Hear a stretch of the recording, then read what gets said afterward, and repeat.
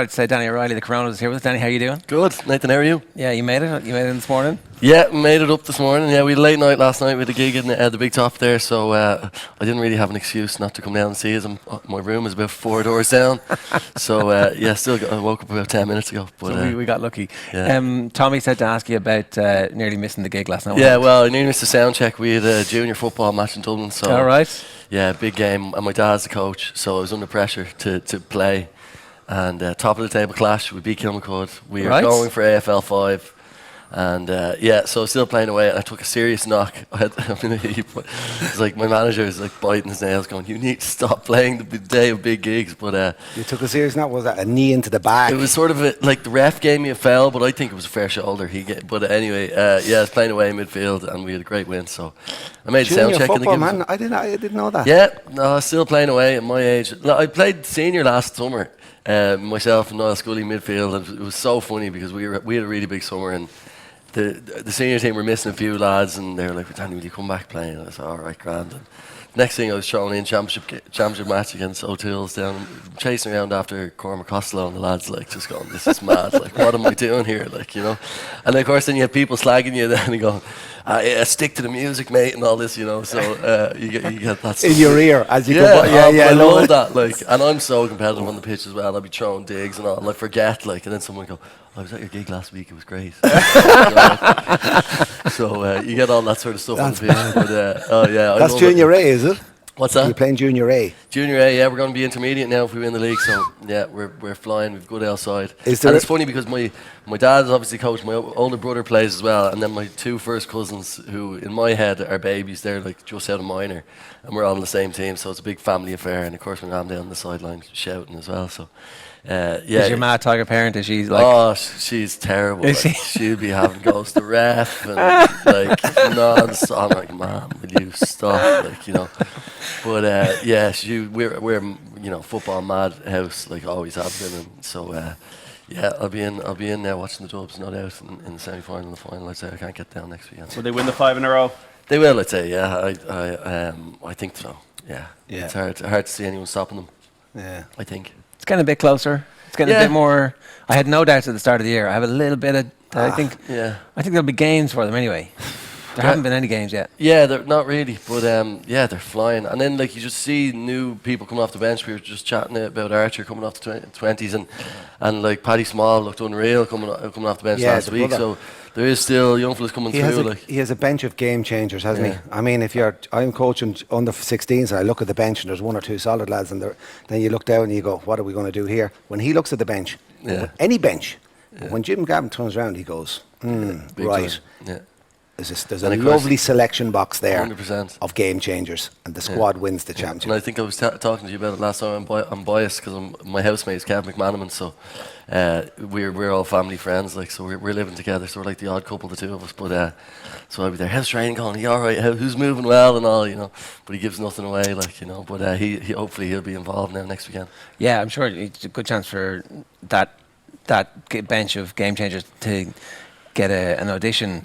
Kev McManamon is obviously one of the players who might lose out some time if Connolly comes back. Yeah. Like, it actually gets game time as opposed to just coming back training. So it's a double-edged sword. It's like, yeah, it's great, he's back. It's like, oh shit, I might not play as much now. Yeah, well, I think that everyone was surprised when Connolly came back. Definitely Kev never gave me any indication that was going to happen, like, you know. But I think they're happy just to have the options there or whatever, I suppose. But it's hard to know how much Dermot will be involved. Like, but I'd say he's going to come on for a lovely 15 minutes in the All Ireland final, and he will be welcomed with open arms. And the hill will go bonkers, and it will be a phoenix rising from the ashes. Could be. Yeah, I think so. I'd say that it'll be interesting to see if they. I don't think he'll start next weekend, but they might give him a bit. I don't know. Who knows? Like, you know. Conor Callan put on some upper body strength, hasn't he? Yeah, absolutely. The subs there are unbelievable. Like, obviously our club mate Owen O'Gara is still hanging on there as well. I'd love to see. Hopefully he might get a few minutes next week. Myself and Owen played up the whole way underage, like, you know, so we were at the same age. So I'm always shouting for him. Although he was a silky, skinny midfielder back then, and now he's turned into a brute of a full forward. Like, but Yeah, he's yeah. So I'm always cheering for him. He did one more year, I think he said last year. So hopefully he gets involved now. Yeah. So How close did you come to Dublin teams? I played in 2003. We got to Leinster final, or we won Leinster, and then we got beaten by Laois in the All Ireland final. So that was the pinnacle of my career. Really, it was all downhill from there. But that minor. minor, yeah. So I loved it. Like, you know, I was obsessed with it. And it was only after that then I got more into the music when I got into college. Like, and yeah, I was playing a bit of freshers in UCD and then playing senior with the club, and then I just sort of fell out of love with it a little bit and gave it up for a while. But then when we moved to London, we signed to a label over in London, and I'd given it up for a couple of years, and that was when I sort of got my graw back for it. Like, we were living with the band in a house in London, and like just wanted to get away from them. So I just Googled the closest team and joined the North London Shamrocks, and had a great year, 2 years playing with a great bunch of lads. And really loved it, like, probably. And then when we moved back to Dublin, then I had to go back to the old team, especially since my dad was in charge. I would have been in trouble, so I went back playing ball. And as I say, I played a little bit of senior last year. That was the pinnacle of my comeback, getting back to junior now. And That did must yourself, oh, sorry. Go on. Did yourself and Kevin bond more over football or over music? Because he's Well, obviously yeah, well, that's it. All he wants to do is talk about music, and all I want to do is talk about football. He came to the gig here last night, him and his missus, and it was good to see him. Like, you know, so he just drove down for the gig. But yeah, he's an amazing musician. He still gigs himself a couple of times a week, well, once a week anyway, when the season's on. A great mandolin player and you know, great singer. But yeah, all I want to do is talk about football, and he just wants to talk about music. Like. Dean Rock as well coming back there. He had a bit to prove, didn't he, 2 games ago when he got his chance. He was clinical. Absolutely. Wow, man. He had the bit between his teeth when he came off the bench. Absolutely. It's almost like he's actually better this year than he has been, even though he's not starting. It's poetry in motion. He is one of the best kickers of his generation. Yeah. You know, and even when we see balls being kicked off the ground, like Brian Stafford or, you know, Jimmy Keaveney, and even young lads are doing it now, and a lot more in juvenile games, when they're starting to get the power in the legs at 15 and 16, because a lot of them think they can kick it that far, but they can't. But the technique, you know, and it's great to see. Dean Rock is an incredible kicker, and it's the competitiveness for places on that team at the moment in the forward line. Because you would have said he had no competition really, and then all of a sudden this year he's out with injury. And Costello starts hitting the freeze, and he's in, and like that definitely raised the game, because it felt like he was a shoe-in and was going to be a shoe-in on the team for the next 3 or 4 years. And so you could get complacent. Like there's no sign of him getting complacent, but He's been great. He's been great last 2 games. Yeah, big time. Points win matches. I try and tell young lads, put it over the bar. It takes 2 to beat it. You know, it takes 2 to beat it. making a comeback to get senior again, like that's a one last tour of the battlefield kind of thing. Why do you think it was the first thing I mentioned when I stood up here? I'm so proud of it. Hang on, that's a big deal, right? Championship match in O'Toole Park. There was a programme and all with my name on it. I was like, oh my god. So you started midfield. All right. Scully, yeah, me and Scully midfield. Right, wow. He did all the work now. I just like he's a serious footballer. Oh, he's unbelievable at that level as well. Like that's the funny thing about playing club football. I think in Dublin, like you can see the difference of the Dubs lads. Like as I say, we were playing against Whitehall and Cormac Costello. I think Whitehall scored 5 or 6 points in the first half, and he got all of them. Like, and he was just class. Like, and then as I say, Scully just glides across the grass up and down. Well, I just try and win a few marks and hand pass the ball sideways, Michael Carrick-esque. Perfect. That's my game. These are all for him. Yeah, exactly. Yeah. Danny, what do you think underpins the mentality of this Dublin team? Because it's a very different Dubs mentality to say 15 years ago. Yeah, I think they're sort of ruthless. Like they had the self-belief. Like I still give Kev all the credit for that goal in 2011. That changed things when they finally got that duck off the back of beating Kerry in a big game, and then it was just like okay. And it's hard to say. I mean, it's obviously a golden generation of players, and they've had they have this panel of 3 teams probably that are all just a great generation of players. But I would listen to you guys talk about it, and the way it came on from Pillar Caffrey and on to Jim and the whole thing, and definitely a lot of credit has to be given to Jim. He has some sort of, even the way you're talking about getting the most out of Dino there, he doesn't give, as far as I know, he doesn't give too much away, and it's there's no favourites. It's you have to do it if you're doing it in training. You get in, and it's just real competitive. Michael Dara McCauley has been immense this season. Yeah, he's been great. He's I'd hate to be playing against him because he's all over the pitch all the time. And Fenton as well. Like, I mean, I think Fenton's unbelievable. Fenton, but Michael, like he's got a couple of goals. He got a goal or two. But and even Fenton, McCaffrey, for God's sake. McCaffrey's Oh my God! Like the pace. I won a few bob on him to be Player of the Year a few years ago. 66-1 when he was only young fella. I was delighted because he was moving so well. Like, you know. Yeah. Good bet. Yeah, and he's 12-1 this year. So who's your money on this year then? I put it back again. It was 12, so I said, well, yeah. Anyway. He moves at such pace, even in the last, when he's coming in 15, 20 metres from goal, he knows what he wants to do. Yeah. Whereas normally a half-back, when he's running at that pace, it's just a rush of blood. Yeah. It's either going to crack the crossbar, go wide, or be a brilliant goal. Yeah, Jack seems to... He can take the long way around. He's that quick. He's one of them. He can just go all the way around. It doesn't matter if you're trying to shadow him, push him out. Like, he'll just go the long way around. It's incredible. But no, they're great to watch. Like, you know, I think... You're right though. There is a couple of challenges now, and you don't know. Like Kerry in the big day now, their forwards look unreal. You know, the defence has improved. Yeah. I think I'd like to see them against this Mayo team one more time, just for old time's sake. Yeah. I mean, I would like to see what Donegal could do, but I think Donegal's injuries have taken the heat out of their challenge. Tactically, I think Donegal looked well as well. I remember the Tyrone game started the year, and I thought Tyrone were going to win that, and I thought Donegal looked really tactically sound. They were just on top of the game, like, you know. Yeah. Hector, as an esteemed up-and-coming manager, what's the secret to Jim Gavin and his success? I thought we'd more focus on the rise of Meath football, where the renaissance of Meath football, because we've been in transition, and that's the word I've used for the last 10 years. Are you hoping for We're out of transition now, I think, finally reveal, and it's a renaissance. We're starting to play better football at the moment, but I don't know. I just think the Dublin thing is the squad of players. He's got a brilliant blend, and he can look to the bench to change it, and that's what he does at 50 minutes and 55 and 60, and they do their job, and every single one of them are outstanding. Every one of them on that team pulls it out on the day, and that's what they do week in, week out. And I think they're a joy to watch, and it's not their fault that they'll win 5 in a row. They're just very, very good footballers and very, very good athletes, and we have to cherish that. And they don't get enough credit. I'm complete. My older boy is he adores the halfbacks and for Dublin, and the style of play they have, and that physicality, and they're not big men either. They're just athletes, and the way they play the game, they're brilliant. And only for Dublin at the moment, I think Gaelic football's gone a bit stale, you know. So they are brilliant footballers. So that's just because you're watching Galway all the time. Yeah, Galway. Oof, Galway take how many more times will Galway take Roscommon for granted? You know, Roscommon. You know, how many Connacht finals will they lose? I don't know. I know Galway have gone backwards a little bit. It's strange with the talent, and the juvenile Galway. The Galway Miners won yesterday again. So they've loads of talent coming through. How many years? Can we check that out? Galway hurlers, Miners. They've won how many of the last All Irelands?